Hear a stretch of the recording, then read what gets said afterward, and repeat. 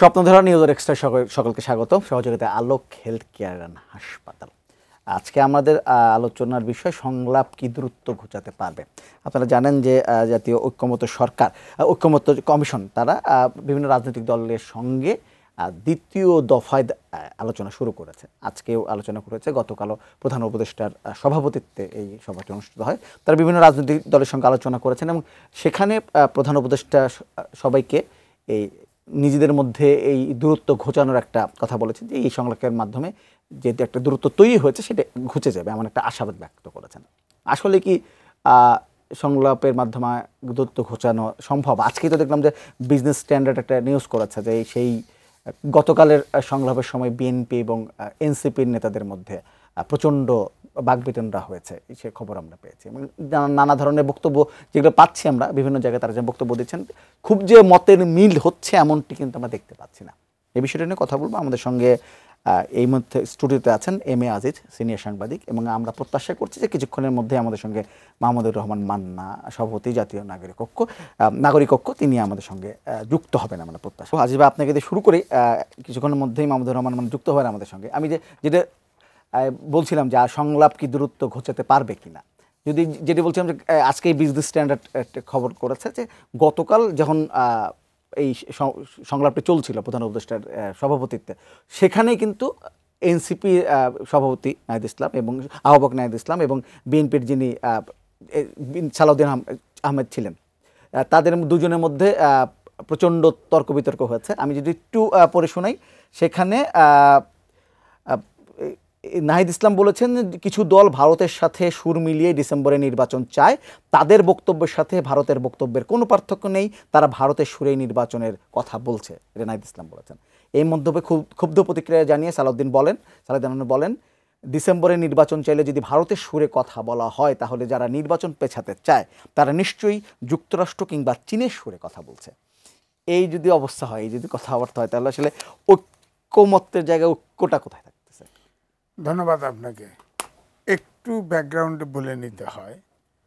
ধরেন প্রধান উপদেষ্টা, তিনি ইউটিউবে গেলে পাবেন, তিনি বলেছেন রাজনৈতিক দলরা যতটুকুতে ঐক্যমত্য হয় সংস্কারে, ততটুকু নিয়েই নির্বাচনে যাব, না হলেও নির্বাচনে যাব, ওয়েবসাইটে দিয়ে দেব, কোনটা থেকে হা করছে না করছে জনগণ এটা বিচার করবে।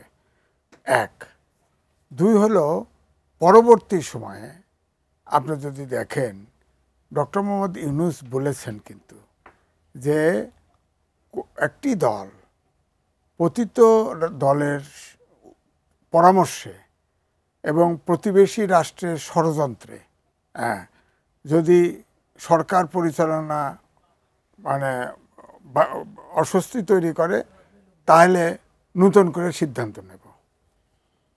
এখন আজকের আপনার গেস্ট মাহমুদুর রহমান, তিনি আজকেই রিপোর্ট আছে, তিনি বলেছেন যে প্রধান উপদেষ্টা সব বক্তব্য শোনেন কিন্তু কিছু বলেন না, প্রশ্ন করলে তিনি মিষ্টি হাসেন। সমস্যাটা তো এইখানে আমার কাছে মনে হচ্ছে।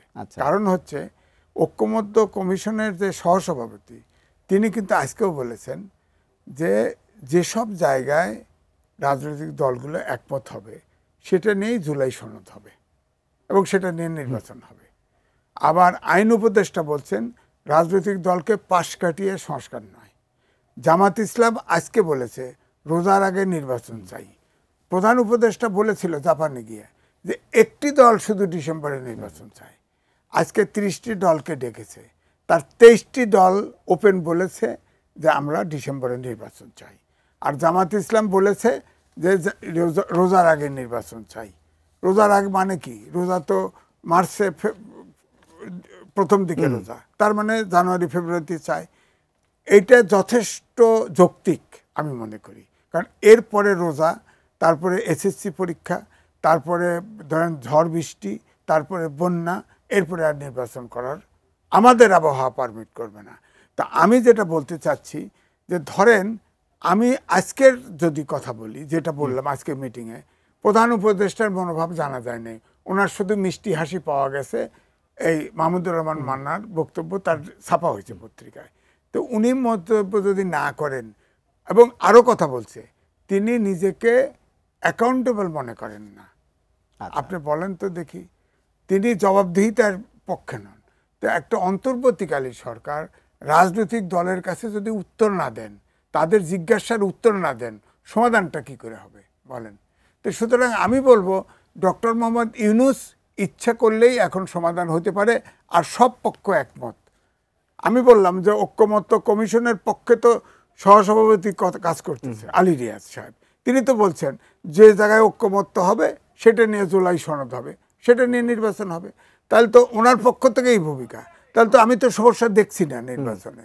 অর্থাৎ আমি মনে করি জামাতের প্রস্তাবই ঠিক আছে, জানুয়ারি ফেব্রুয়ারি ঠিক আছে, ডিসেম্বর থাকলো না, জানুয়ারি ফেব্রুয়ারি যদি দেয়, একটা রোডম্যাপ ঘোষণা করে, আমার মনে হয় এটাই যৌক্তিক। এবং এটা আমার মনে হয় না বিএনপি বা কোনো দল ডিসএগ্রি করবে। হ্যাঁ, আপনি যেটা বলছেন এনসিপির কথাবার্তা যেটা মনে হয়, তাতে মনে হয় তাদেরকে দিয়ে বলানো হয়। তারা প্রত্যেকটা জায়গায়, আপনি দেখেন আজকের মিটিংয়েও এই যে মান্না ভাই এসে পড়ছে, মান্না ভাইয়ের উদ্ধৃতি দিয়েই কথা বললাম।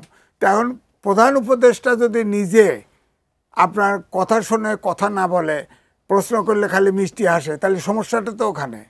তো আমার মান্না ভাই যেহেতু আইছে, এখন বলবো যে যার ডাকে যান, তিনি যদি কথা না বলেন, তাহলে আমার গ্রাম দেশের বসায় বলে যে আমার কথা আমি কব, তোক খালি হুনায় লব। ব্যাপারটা যদি এরকম হয়, রাজনৈতিক দলগুলোকে যদি অবজ্ঞা করে, রাজনৈতিক দলগুলো এখন যায় কেন? তারা তো সব প্রস্তাব দিয়ে দিছে, কেন যায়? যায় কেন? আপনার মনে হয় আপনার কেন যায়? আপনার কি মনে হয় কেন যায় তারা? যায়, রাজনৈতিক দলগুলো ফাটাবাসের চিপায় পড়ছে। আমার গ্রামের ভাষায় বলে ফাটাবাসের চিপায়, মানে সব দল ইচ্ছা করলে এক আন্দোলনে আউট করে দিতে পারে, একদিনে সব শেষ। হ্যাঁ, কিন্তু তোমার রাজনৈতিক শূন্যতা তৈরি হবে। শূন্যতা তৈরি হলে তো তার রাজনীতিবিদ ক্ষমতায় নাও থাকতে পারে, থার্ড পার্সনও আসতে পারে। সুতরাং এই জায়গায় সমস্যা আছে। এই সুযোগটাই ডক্টর ইউনূস নিচ্ছে, এবং তার আচরণে মনে হচ্ছে সে বোধহয় কারো প্রজেক্ট আপনার বাস্তবায়ন করার জন্য সে এরকম করতেছে। ইলেকশনটা সে দিতে চাচ্ছে বলে এখনো আমার কাছে কিন্তু মনে হচ্ছে। আসবো আপনার কাছে, আমাদের সঙ্গে মাহমুদুর রহমান মান্না যুক্ত হচ্ছেন। আর স্বাগত আপনার অনুষ্ঠানে, আমাদের অনুষ্ঠানে। আবার আপনার কাছে যদি প্রশ্ন করি, আমরা কথা বলছিলাম আজিজ ভাই আপনার আজকের একটা অনুষ্ঠানের বক্তব্য দিতে করছিল। আমি যদি বলি, আপনি বলেছেন যে প্রধান উপদেষ্টা জবাব দেন না, মিষ্টি হাসি দিয়ে বিদায় করে দেন। এবং আপনি বলছেন যে তিনি কোনো জবাবদিহি করতে চান না, প্রশ্নের জবাব না দিয়ে মিষ্টি হাসি দিয়ে বিদায় করে দেন, অথবা কোনো কথাই বলেন না। আসলে মানে পরিস্থিতিকে একটু বিস্তারিত বলেন আমাদেরকে। মানে এটার মধ্যে ধরেন খুব কিছু কোয়ালিফিকেশন নাই তো, ওনার নেচারটা এরকম। আমি আবার এটা বলি কেন, আমি তো ওনার ছাত্র ছিলাম অনেক বছর আগে। আমি যখন ধরেন 72-73 অনার্স পড়ছি, তখন তার ছাত্র আমি। এবং সেই সময় থেকে আমি এরকম দেখি উনি, but he is a sweet talker, এটা খেয়াল রাখবেন। কিন্তু উনি কথা বলেন যে শুনতে বেশ ভালো লাগে, মিষ্টি কথা বলেন, গুছিয়ে কথা বলেন, এবং লেখাপড়া জানা মানুষ সাবজেক্টের বাইরে বলেন না, অপ্রাসঙ্গিক বলেন না, বিরক্তি উৎপাদন করতে পারে এরকম বলেন না। কিন্তু এরকম হয়েছে, ধরেন যেমন একদম গ্ল্যারিং এক্সাম্পল বলি, একটা আলোচনা চলে এসেছিল যে উনি পদত্যাগ করতে চান। উনি নিজেই এটা বললেন আমাদেরকে, এই যে বিভিন্ন দলগুলো আলাদা আলাদা গ্রুপ করে বসলেন যে 4-5 দিন আগে, সেখানে তিনি শুরুটাই করলেন, এই যে আপনাদের দেখছি খুব ভালো লাগছে। আবার আমি দেখেছি, আমি গতকালকে আলোচনায় যাইনি, কিন্তু উনি ঠিক একই কথা বলেছেন, এই যে এখন আপনাদের দেখছি, কথাবার্তা বলছি, বেশ ভালো লাগছে। আবার হাসেন, একটা হাসি দেখলে মনে হয় যে আসলেই মন থেকেই কথাটা বলছেন।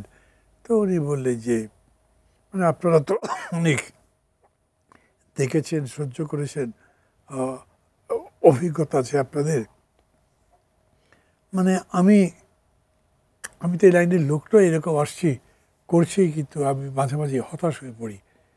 হতাশ হয়ে আমি এত হতাশ হয়েছিলাম যে আমি আমার কলিগদের কাছে, উপদেষ্টাদের কাছে বলেছিলাম আমি ছেড়ে দিতে চাই। তো কেউ যে জিজ্ঞেস করলো, কেন স্যার ছেড়ে দেবেন কেন? উনি বলতো, কী করবো, আমি যেটা করতে চাইছি সেটা করতে পারছি না।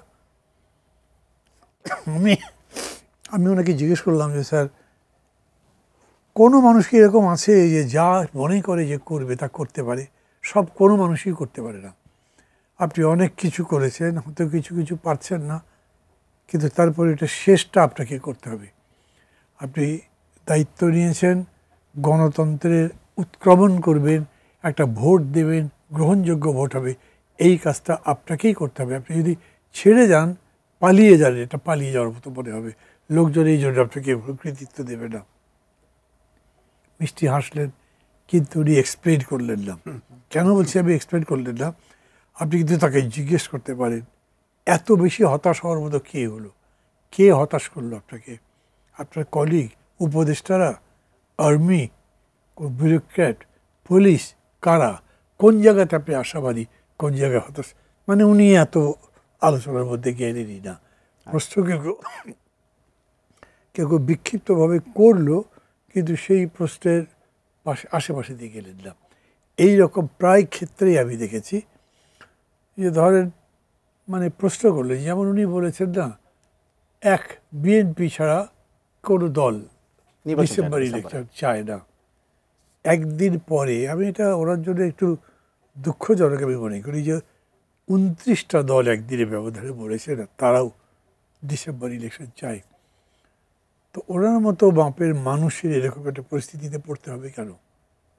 উনি কি একেবারে ব্লাইন্ড নেই? উনি কি দেখছেন না? সবার সাথে কথা বলছেন না? বলবার পরে উনি ধারণা নিতে পারছেন না যে বাকি দলগুলো চায় কি চায় না? এই প্রশ্ন যদি করেন, উনি তার জবাব দেবেন। আচ্ছা ভাই, এইখানে একটা আমি বলি, আজকে বিজনেস স্ট্যান্ডার্ড একটা রিপোর্ট করেছে গতকাল সেই সংলাপের মধ্যে কি কি আছে। তারা যেসব দল সেখানে গিয়েছিল তাদের বিভিন্ন নেতাদের সঙ্গে কথা, 6টি দলের নেতাদের সঙ্গে কথা বলে রিপোর্ট করেছে। যদি নাম প্রকাশ ইচ্ছুক একজন বলেছে, কিছু কিছু দল শুধু বিএনপির অবস্থান সমর্থন করতেই আলোচনা সবাই এসেছে, তাদের নিজস্ব কোনো মতামত নেই, তারা দেশের স্বার্থ নিয়ে ভাবছে না, বরং শুধু নির্বাচনের সময় নিয়েই ব্যস্ত। কে বলেছেন? মানে নাম বলেননি, তবে যারা আলোচনার মধ্যে গিয়েছিলেন এরকম একটি দলের নেতা বলেছেন। সেটা হচ্ছে বিজনেস স্ট্যান্ডার্ড তাদের ইন্টারভিউ নিয়েছে। মানে এই কথাটা কে বলেছেন? ওই ভদ্রলোকটা কি স্যার? না, ওই ভদ্র একটা দলের একজন নেতা বলেছেন যে না, যদি 6 দল বলেন, 6জন বিভিন্ন দল সাথে যতগুলো দল গেছে তাদের মধ্যে 6জনের ইন্টারভিউ তারা নিয়েছেন। মানে এটাও আমি দুঃখজনক মনে করি। কারণ হচ্ছে কি, দেখেন, এত বড় একটা অভ্যুত্থান, এত জীবনদান, এত রক্তপাত, তারপরে আপনি কাউকে ছোট করবার চিন্তা করার তো মানে অনেক বেশি ছোট লোকই হয়ে গেল এটা। তো এরকম হতে পারে যে আমরা কাউকে ছোট করতে এটা করছি, শুধুমাত্র বিএনপির পজিশন সাপোর্ট করার জন্য ওখানে যাওয়া। এটা একটা পলিটিক্যাল পার্টি এবং মোস্ট লাইকলি সেগুলো আপনার রেজিস্টার্ড পার্টি।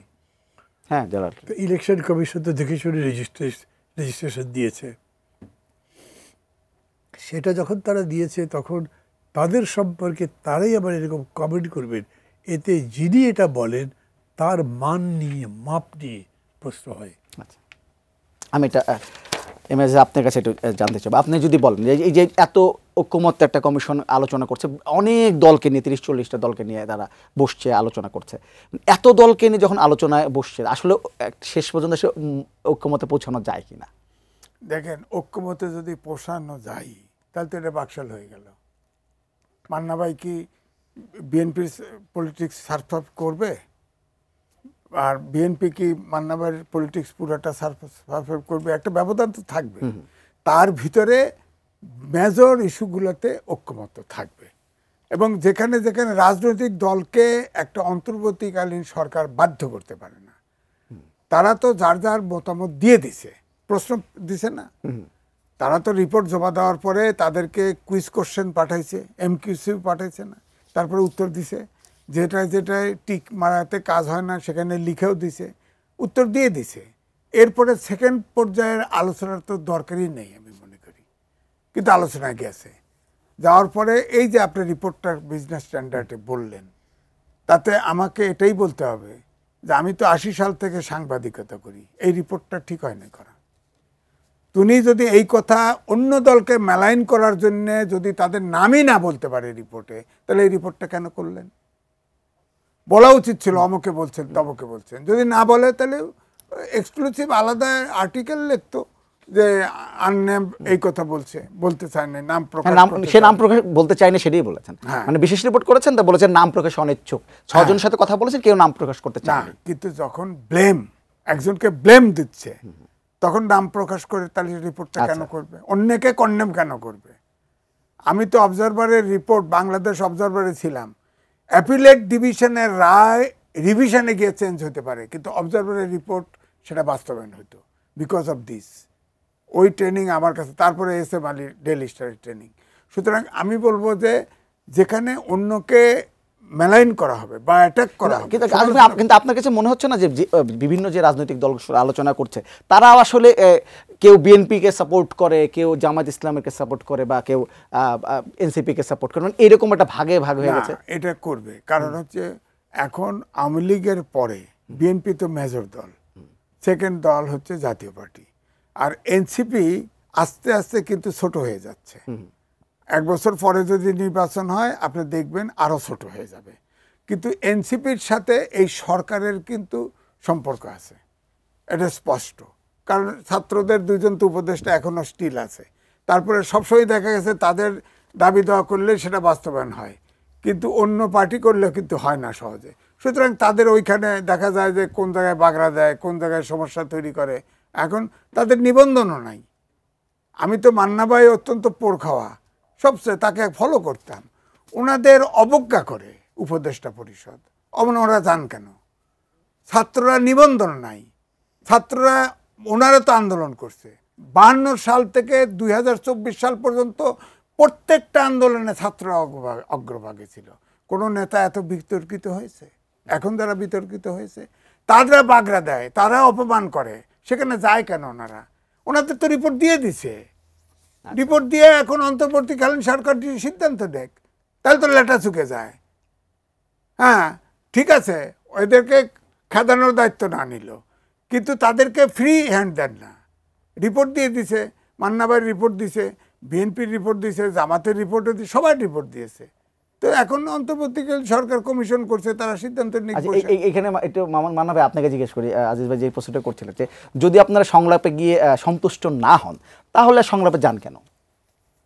আচ্ছা, প্রথম কথা হলো যে ওনার একটা ধারণা সম্পর্কে আমি বলি, যেটা ঠিক আমি একটু আলাদাভাবে দেখছি। যারা আজকে ধরেন যে আলোচনা হয়েছে, আগেই তো বলা হয়েছে যেটা সেকেন্ড ফেজের আলোচনা, তার মানে যতদূর পর্যন্ত ঐক্যমত হয়েছে সেটা বাদ দিয়ে এখন আরও যেগুলো কাছাকাছি আসা যায় মনে হচ্ছে সেগুলো আলোচনা করবে, করে কিছু করা যায় কি না।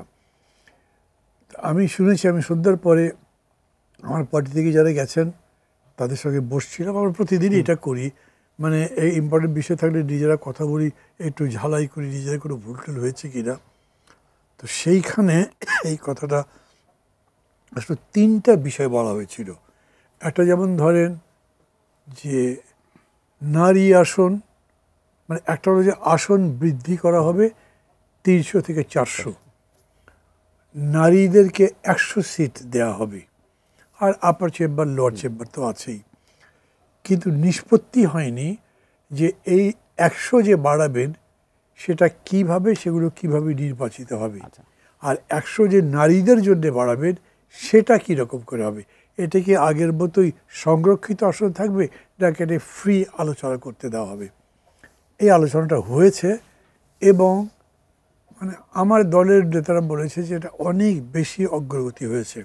আচ্ছা, আর্টিকেল 70 নিয়ে কথা হয়েছে, সেটাও বেশ কিছু অগ্রগতি হয়েছে। কাজেই মানে এরকম না যে কোনো পয়েন্টই নাই ফর ডিসকাশন, এখনও আছে, যেটা আলোচনা করে ছোট ছোট বিষয়, কিন্তু হয়তো আপনারা সেটা মীমাংসা করতে পারবেন। এবং ডক্টর ইউনূস বলবার সময় 3টা ফেজ বলেছিলেন, যেটা মিলে গেল সেটা, যেটা মিলবার মতো সেটা, আর যেটা ডিফিকাল্ট মনে হচ্ছে কিন্তু চর্চা করলে সেটাও করা যাবে। তো সেটা যদি করা যায় তাহলে মানে ওখানে গিয়েই যে কথা বলতে হবে সেরকম না। আমার সঙ্গে আপনার মতের রীতিমতো পার্থক্য হচ্ছে, এখন আপনি যদি ভাই আসেন একদিন চা খাই গল্প করি, উই ক্যান ডিসকাস, হতেই তো পারে। আর গণতন্ত্র যদি করতে চান তাহলে এরকম করা উচিত। সেই বিবেচনা থেকে সরকারের পক্ষে যখন উদ্যোগ নেওয়া হচ্ছে যে তারা আলোচনা করে এরকম করে আরও বেশি ব্যাপারে ঐকমত্য করতে চান, তখন আমরা না করছি না। আচ্ছা, এমনকি যে বাইরে যে এই রাজনৈতিক দলের নেতারা বিশেষ করে যে বিভিন্ন ধরনের আক্রমণাত্মক বক্তব্য দিচ্ছেন, যদি বা কঠোর বক্তব্য যদি দিচ্ছেন, কিন্তু আলোচনার টেবিলে আসলে পরিবেশটা একেবারে অন্য থাকে, পরিস্থিতি এরকম কি? আলোচনার পরিবেশটা অত খারাপ নয়। আচ্ছা, যেমন ধরেন বোধহয় কোনো কোনো পত্রিকা আজকে লিখেছে, সালাউদ্দিন সাহেব বলেছেন, ভাই আমাদেরকে বাজাবাজি বলা হচ্ছে ওই যে আওয়ামী লীগকে তারা ফেভার করছে এই করছে বলে একটু আওয়ামী লীগ ঘেঁষা বাড়াবার চেষ্টা করা হচ্ছে, ভারতপন্থী বাড়াবার চেষ্টা করা হচ্ছে। তো আমরা যদি ভারতপন্থী থাকি তো আপনারা তো কেউ কেউ নিশ্চয়ই আমেরিকাপন্থী চীনপন্থী আছেন, নির্বাচনে হ্যাঁ। তো যোগ করে বলেছেন উনি। আমি তার সম্পর্কেও বলি, উনিও খুবই সফট স্পিকার এবং যুক্তি দিয়ে কথা বলেন, ফলে কোনো রকম উত্তেজনা হয়নি। আমার মনে আছে জানেন, অনেক দিন আগে, এটা মানে বাকশাল আমলের কথা বা আওয়ামী লীগ আমলের কথা বলি,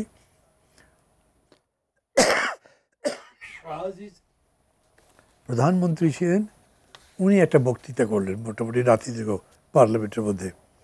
তারপরে দাঁড়িয়েছেন প্রফেসর মুজাফফর, দাঁড়িয়ে ওনার শুরুটা ছিল, এতক্ষণ আপনারা ভয়েস অফ আমেরিকা শুনলেন, এইবার রেডিও মস্কো শুনলেন। খুব হাসি একটা হলো, একটা প্রাণবন্ত করলো আর কি জিনিসটা। সো এইরকম সম্পর্ক ভালো আছে। আর একটা উদাহরণ আমি বলি, এটা এই 2 দিনের কথা বলছে, তার আগে একদিন আলোচনার মধ্যে হঠাৎ করেই ইসলামপন্থী একটা দল, নামটা আমি ভুলে গেছি, তিনি বললেন যে এটা কি বহুত্ববাদ, কি আবার বহুত্ববাদ মানি আমরা বেশ অ্যাগ্রেসিভলি। তো আমি দায়িত্ব মনে করলাম যে আমার বলা উচিত। আমি দাঁড়িয়ে বললাম যে ভাই, বহুত্ববাদ মানে আল্লাহ বহুত এরকম নয়, মত অনেক হতে পারে, তাই বলা হচ্ছে। খুবই সফটলি বলেছি, কেউ কোনো প্রতিবাদ করেন নাই। ওখানকার আলোচনার পরিবেশ হেলদি আছে, এরকম হয়নি কখনো যে একদম অ্যান্টাগনিস্টিক হয়ে গেছে, বিদ্বেষপূর্ণ, এরকম দেখিনি। এই দুটো বাদ দিয়ে আমি দুজন দর্শক আছে, ফোনটা নিয়ে নিই। জি হ্যালো, জি হ্যালো, আপনার নামটি বলে প্রশ্নটি করুন। আসসালামু আলাইকুম, আমি মনির হায়দার বলছিলাম। জি মনীষ সাহেব বলেন। জি, আমার প্রশ্নটা হয়েছে, শ্রীলঙ্কাতে যখন আপনার অভ্যুত্থান হলো তখন ওইখানে কোনো নোবেল বিজয়ী কিংবা ইন্টারন্যাশনাল বড় মাঠের প্লেয়ার কিছুই ছিল না, কিন্তু 10 মাসের মাথায় তারা অলরেডি দাঁড়িয়ে গিয়েছে অর্থনীতিভাবে, সব দিক থেকে। আমরা এত বড় মাপের একজন প্লেয়ার আনলাম এবং নোবেল বিজয়ী নিলাম, যার কথা ইন্টারন্যাশনাল সব কিছু উঠে বসে। আমাদের তো এই 10 মাসে একটা সংস্কার কিংবা একটা উন্নয়ন হয়েছে বলে, শুধু প্যাচ ছাড়া বাচ্চাদের সাথে কিভাবে রাজনীতিবিদদের লাগানো যায়, কিভাবে মান্নাবার মতো লোকদেরকে অপমান করা যায়, কিংবা ফখরুদ্দিন সাহেবের মতো লোকের মুখে মুখে কিভাবে একটা উত্তর দেয়, এই ছাড়া কোনো একটা উন্নতি হয়েছে কিনা আমাকে যদি একটু আজিজ ভাই কিংবা মান্না ভাই যদি বুঝে বলেন একটু ভালো হবে। ধন্যবাদ ধন্যবাদ। আরেকজন আছেন, ফোনটা নিয়ে নিই। হ্যালো, হ্যালো, জি জি আপনার নামটি বলে প্রশ্নটি করেন। আচ্ছা, আমার নাম মোহাম্মদ রফিকুল ইসলাম। হ্যালো, জি বলেন বলেন, শুনছি। আমার সাংবাদিক আজকের কাছে প্রশ্নটা হইল এইটা, যে আপনার এই যে আন্দোলনটা হইল, এটা মূলত সবকিছু একটা সুষ্ঠু নির্বাচনকে ঘিরেই। এখন আমরা এই নির্বাচনের কথা আসলে বিভিন্ন কথা উঠে, কিন্তু তখন এই নির্বাচনের কথাটাই আর জায়গায় থাকে না। এখন আমরা বাংলাদেশের, আমরা গ্রামগঞ্জে সব জায়গায় আমরা মানে ঘুরে দেখছি, মানুষ সবাই এখন মানে একটা নির্বাচনের অপেক্ষায় আছে এবং সবার মুখেই নির্বাচনটা হইলে যেন একটা প্রশ্নটা করেন। যে এখন আমার কথা হইল যে আমরা নির্বাচনটা চাই। আচ্ছা, ধন্যবাদ, আপনার প্রশ্নটা বুঝতে পেরেছি। এম এ আজিজ, আপনার কাছে বিরোধীতে যাবার আগে 2জন দর্শক ফোন করেছিলেন। একজন মনির হায়দার নামে, তিনি বলেছেন, শ্রীলঙ্কার উদাহরণ দিয়ে বলেছেন যে তারা এই অভ্যুত্থানের 10 মাস পরেই তারা আবার ঘুরিয়ে দাঁড়িয়েছে সব কিছু মিলে। আমাদের প্রায় 10 মাস চলছে, সেখানে তিনি বলছেন যে শুধুমাত্র এই ঝগড়াঝাঁটি ছাড়া কোনো সংস্কার হয়েছে বলে তার চোখে পড়ছে না। দেখেন, শ্রীলঙ্কাতে যে আন্দোলন হয়েছে, সরকারের পতন ঘটেছে, একটা সম্পদ নষ্ট হয়েছে? হয় নাই। এবং ওখানে বাংলাদেশ ব্যাংকের গভর্নর টেনে তুলছে, 100% শিক্ষিত দেশ, অর্থাৎ সেখানে রাজনৈতিক গণতান্ত্রিক চর্চা আছে। আর যে সরকারটা পালিয়ে গেছে তারপরে কিন্তু তাদেরই লোক ক্ষমতায় আসছে। সুতরাং এই জন্যেই তারা একসাথে মুদ্রাস্ফীতি 0-তে নিয়ে আসছে এবং তাদের কিন্তু খুব দ্রুত অর্থনৈতিক টেক আপ করে ফেলছে। কিন্তু আমাদের দেশের সমস্যাটা হচ্ছে, একটা অরাজনৈতিক সরকার কিন্তু আমাদের ঘাড়ে চেপে বসছে, যেভাবেই হোক না কেন, এবং তারা বোঝেই নেই কোথার থেকে শুরু করতে হবে, কোথার থেকে শেষ করতে হবে। যেমন আমি ওই রফিকুল ইসলাম পরে যে প্রশ্ন রাখছে, ওই উত্তরটাও একবারে দিয়ে দিচ্ছি যে আপনার ওনারা, আপনি বলেন তো এখন ক্রাইসিসটা আমি তো মনে করি প্রধান উপদেষ্টা মান্নাবার ছাড়ের জন্য তৈরি হয়ে আছে। উনি কি করে বলেন, একটা রাজনৈতিক ব্যক্তিকে এই কথা বলতে পারেন যে একটি ব্যক্তি শুধু ডিসেম্বরের নির্বাচন চায়, একটি দল, আর একটি দল তারা পতিত দলের সাথে পরামর্শ করে আর প্রতিবেশী রাষ্ট্রের ষড়যন্ত্র করে তারা সরকার ঠিকমতো চালাতে দিচ্ছে না, এটা বলতে পারে? কোনো রাজনৈতিক ব্যক্তি হলে এটা বলতে পারতো না। এখন যদি স্বাভাবিকভাবে প্রশ্ন করি, সরকারে তো বিএনপি ছিল, আগেও ছিল, 2বার তো ফুল টাইম ছিল, 1বার 3 টাইমস। আমি বলি যে ফেসিবাদের সে তো খারাপ ছিল না। আমি যদি বলি ওই জায়গাও অন্তত যাওয়া উচিত। এখন তো রাজনীতিটা চলছেই না, দেশটা চলছেই না। এই যে বাজেট দিল, হিসেব করে বার করছে 1.5 কোটি টাকা প্রতি বছর শুধু ইন্টারেস্টই দিতে হবে এবং এটা মাল্টিপ্লাই হতে থাকবে। এই দেশের দেখেন GDP growth 33.3% world bank focus করছে। তার মানে 26 সালে আবার আমরা উন্নয়নশীল দেশে যাব, সেখানে জিএসপি সুবিধা বাদ, আমাদের মূল যে এক্সপোর্ট গার্মেন্টস। তো আমার তো ধারণা 26 সালে যদি এই সরকার নির্বাচন পলিটিক্যাল পার্টির হাতে ক্ষমতাটা নির্বাচনের মাধ্যমে না দেয়, আমরা তো দুর্ভিক্ষে পড়ছি। 3.3% জিডিপি গ্রোথ তো এই ভূখণ্ডে হয় নাই, পূর্ব পাকিস্তানে কোনোদিনই হয় নাই। তো ওনারা তো ওই জায়গায় নিয়ে গেছে। তারপরেও বলতেছে, আমি দেখলাম অর্থ উপদেষ্টা বললো আমরা ভালো বাজেট দিয়ে ফেলছি। কিন্তু অন্তঃশ্বাস আপনি দেখেন যে এই বাজেটেই কিন্তু এই দেশটা 26 সালে সব কিছু মিলা, আরও ব্যক্তিগত আমি সমালোচনায় যেতে চাই না, কারণ আমার কাছে মনে হচ্ছে দেশটা চালাতে পারছে না এবং কথাও বলতে পারছে। বাজেট আপনার কাছে কেমন মনে হচ্ছে? আপনি যদি বাজেট নিয়ে যদি আলোচনা আসলো, আপনার কাছে কেমন মনে হলো বাজেটটা? বাজেটে দেখেন এই যে কালো টাকা, নিশ্চয়ই মান্না ভাই সমর্থন করে না। আবার এই সরকারই বলছে এই সরকার আসার পরেও লাখ কোটি টাকা পাচার হয়ে গেছে। তো সরকার কি করে? পাচার তো ওই যে তারপরে আপনার ওই যে টেলিফোন আনছে না, এটা তো আপনার স্টারলিং গ্রামীণ ফোন আর গ্রামীণ ব্যাংকের অংশীদারিত্বে। তো এটার যে রেট, যে দাম, এটা তো যারা ব্যবহার করবে ওরা তো ফালায় গেছে, এটা কার কাছে বিক্রি করবে বলেন? তো এইসব কথা কই, অনেক কথা আছে, অনেক কথা। এখন তো এই দেশটা একটা ব্যবসা। প্রধান উপদেষ্টা কাউকে বলে নাই, একবারও বলে নাই, তিনি টিচার, একবারও বলে নাই তোমরা লেখাপড়াও করো, দেশও চালাও, একবারও বলে নাই। কয় উদ্যোক্তা হও, ব্যবসাটা করবে, ব্যবসা তো উনি একাই করে ফেলতে। আচ্ছা, একটা একটু জানতে চাই, মানে বাজেট নিয়ে অনেক আলোচনা হয়েছে, কালকে প্রচুর আলোচনা হয়েছে।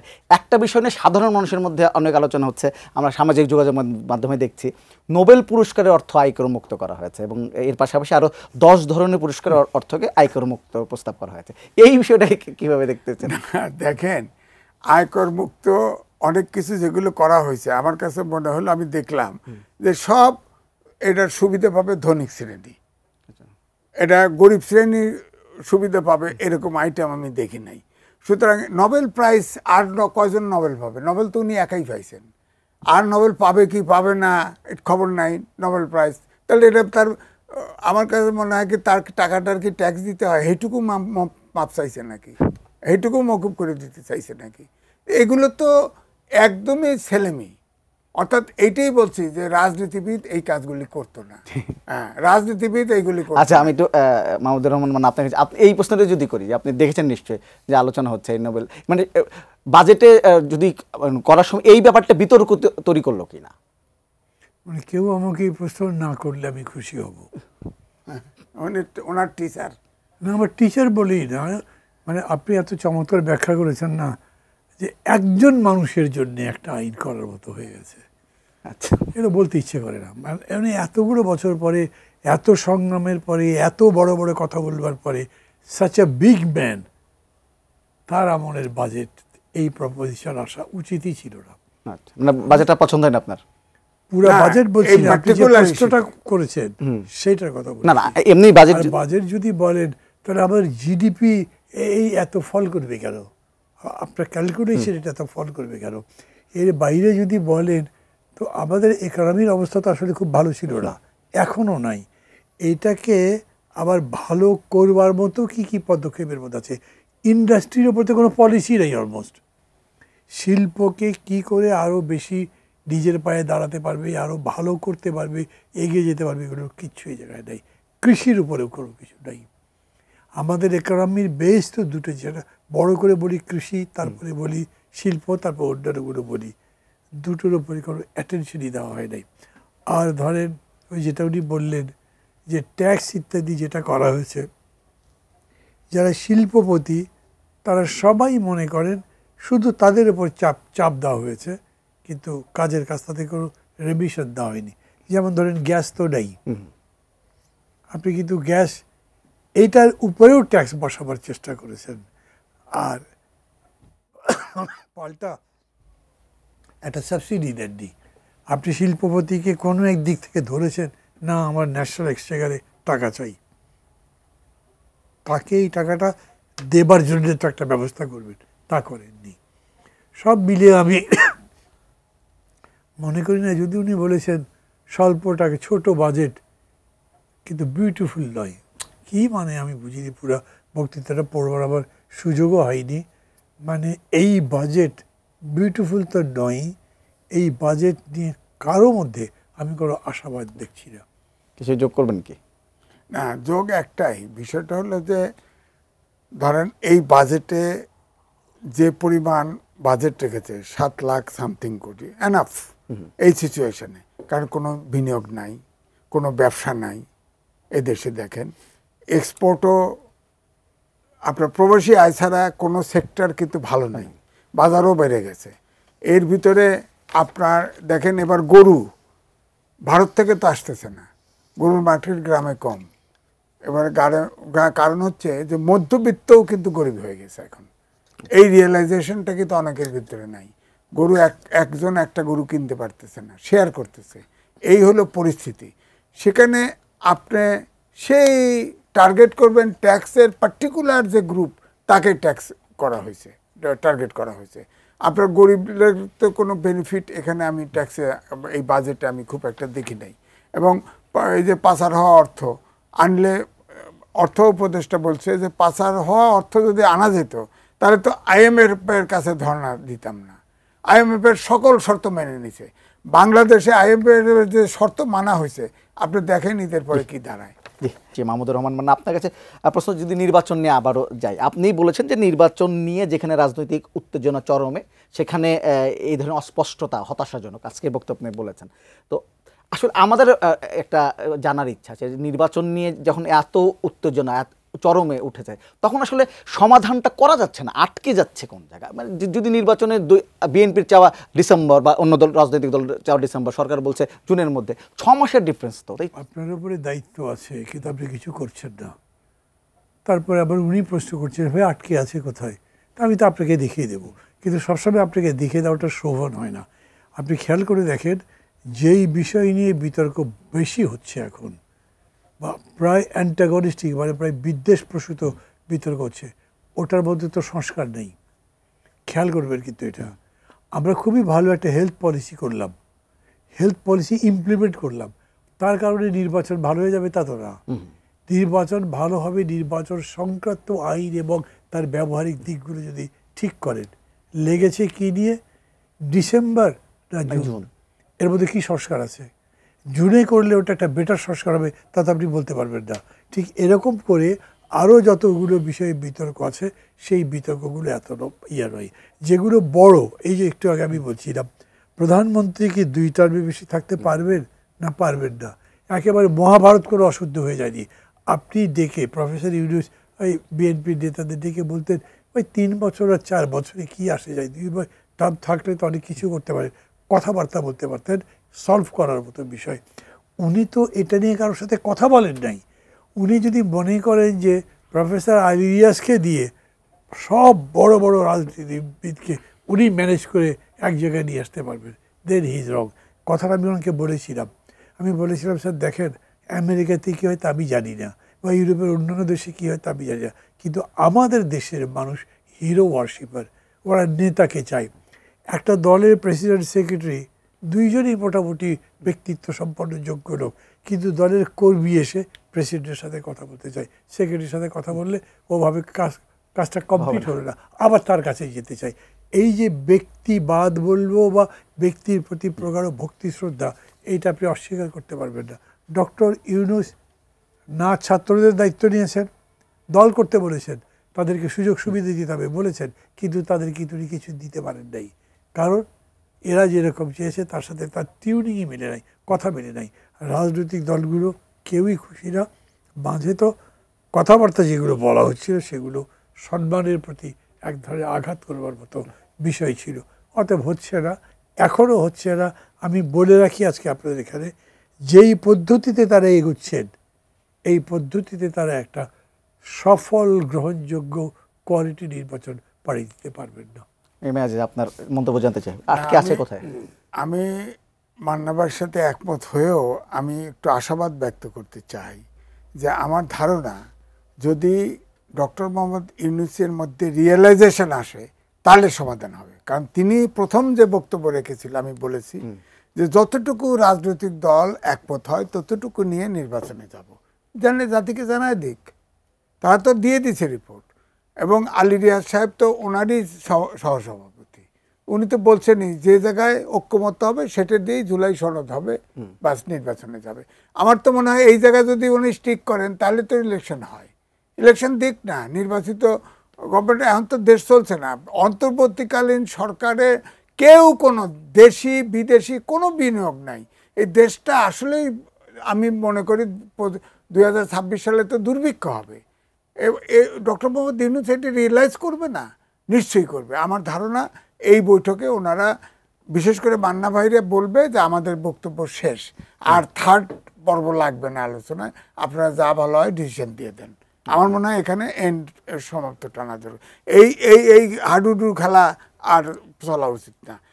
এই পর্ব এত পর্বর দরকার নেই। আপনাদের বক্তব্য দিয়ে দিয়েছেন, সব দল সব কিছুতে একমত হবে না, এটা অসম্ভব ব্যাপার। সব রাজনৈতিক দলের রাজনীতি এক না, সব রাজনৈতিক দলের পলিসি এক না।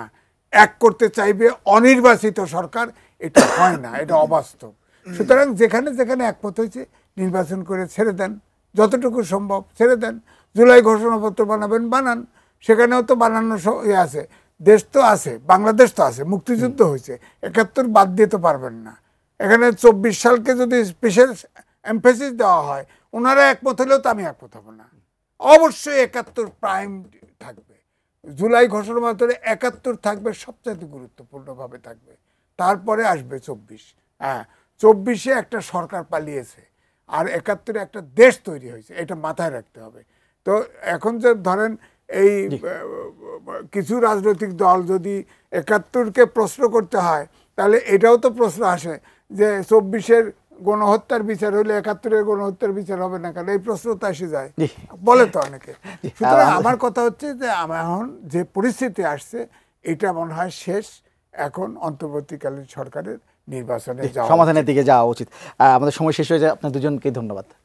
দর্শক, আজকের পর্ব থেকে এখানেই বিদায় নিচ্ছি। আগামী পর্বে আবারও দেখা হবে। ততক্ষণ পর্যন্ত ভালো থাকবেন, সুস্থ থাকবেন, নেটের সঙ্গে থাকবেন।